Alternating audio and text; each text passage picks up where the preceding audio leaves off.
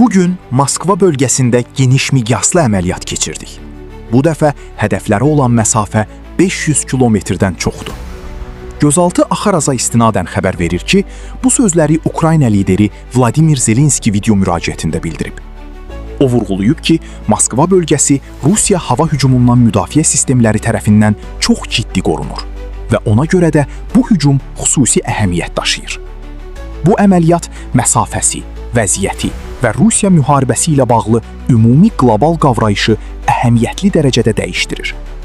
Qeyd edək ki, bugün Ukrayna ordusu Moskvaya total hücuma keçib.